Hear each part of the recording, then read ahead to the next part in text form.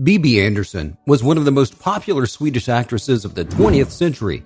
Her fans will be surprised to know that she once spent a night in police custody because she failed to pay her taxes. In today's video, we'll see how she started her career and how her life came to an end.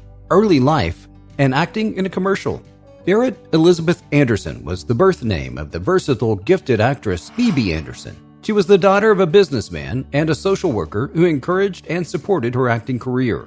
Andersson made her debut in 1951 at the age of 15 in a cinema commercial for Brie Shop and became internationally recognized when she reached the height of her glory in the depths of her natural creativity in the 1966 film Persona. She was the sensation of a bygone era. Her acting career lasted over 6 decades, although her best performances were almost all in Swedish movies. She still had a busy and varied international career in films, television, and stage. In the early stages of her career as an actress, she symbolized simple, girlish characters that were youthful and full of innocent purity. By her own definition, she played the professional innocent in the early phase of her career. But later on, she personified complexity and disillusionment with her absolutely unforced naturalness. First acting opportunity with Ingmar Bergman. In 1951, when Sweden's film industry was hit hard by a months-long strike, she came across her first acting opportunity. Ingmar Bergman, who was by then an established movie director, was reduced by the circumstances of the strike to make a 1-minute television commercial in which his future muse, Bibi Andersson, made her debut performance.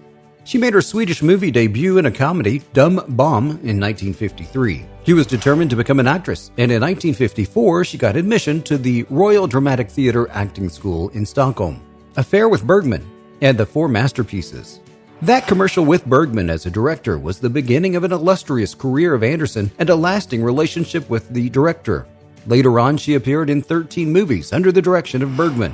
In 1955, Andersson joined the Malmö Municipal Theatre, where Bergman was the director, and under his tutelage, she was given a role with a few lines in Bergman's film Smiles of a Summer Night. Both Andersson and Bergman became lovers and were involved in a romantic relationship until 1959. During this time, Andersson appeared in all of Bergman's films. One of the most famous films from that phase includes The Seventh Seal, Wild Strawberries, and So Close to Life. The Seventh Seal was about a biblical allegory in which Andersson played the character Mia, which symbolized the Virgin Mary and her purity and innocence. In Wild Strawberries, she played a double role, something that was a rare occurrence in the cinema during those days. So Close to Life was set in a maternity ward where Andersson acts as an unmarried young woman who decides to keep her baby.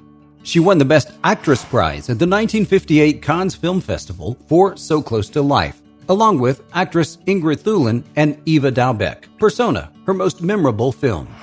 It was in the Swedish masterpiece Persona that she played her most worthy, memorable, and best role. Persona was a film that transcended the boundaries of cinema and performance at that time. One talks, the other doesn't, was the best and shortest description of Persona, where Andersson plays the role of a talkative nurse taking care of a mute nurse with whom she starts identifying herself. She won international acclaim with her performance and the way she immortalized the character. In a 1977 interview with the American Film Magazine, she lamented her lack of connection with what she was doing, but she felt her role in Persona was an exception. Speaking of Persona, she noted that Persona I'm still proud of. Each time I see it, I know I accomplished what I set out to do as an actress, that I create a person. Hollywood debut and stage performances. Andersson was awarded the Best Actress at the 4th Guldbagge Awards, Top Film Awards of Sweden. One could almost say they're the Academy Awards of Sweden. She was also nominated for a BAFTA Award for the Best Foreign Actress. In the same year, she made her Hollywood debut with the Western Duel at Diablo. After that, she starred in many American movies. One of her most notable American performances from that time period was in John Huston's 1970 film, The Kremlin Letter. Her performance on stage was no less illustrious than her performance on screen. Her performance in the Broadway production Full Circle is one of her best performances of her stage career. Her last film. Her last performance was in Farron Audi's film The Frost, where she personified grief with her natural way of expressing emotions as a mother who is trying to come to terms with her son's death. In her brilliant career, she played many diverse roles, alternating to opposite extremes without losing the natural expressions that she gave to all her characters. From a pious and innocent girl to a mistress to a garrulous nurse to a sympathetic psychiatrist to a passionate feminist. she did justice to all her diversified roles. Andersson was a free-spirited woman, and she brought warmth and youthfulness even to the darker roles. She stood out from her peers in Hollywood with her unique approach to acting. Unlike other actresses of her time, she never performed in a melodramatic, theatrical, airy superficiality. Her final years. In later years, she kind of lost her artistic sense and turned into a mild type of feminist crusader, more of a political activist. In the 90s, during the Civil War in Yugoslavia, she worked with several initiatives and journeyed to Sarajevo for the Open Road Project. The project was about rekindling and bringing back the spirit of art and culture to war-torn Bosnia.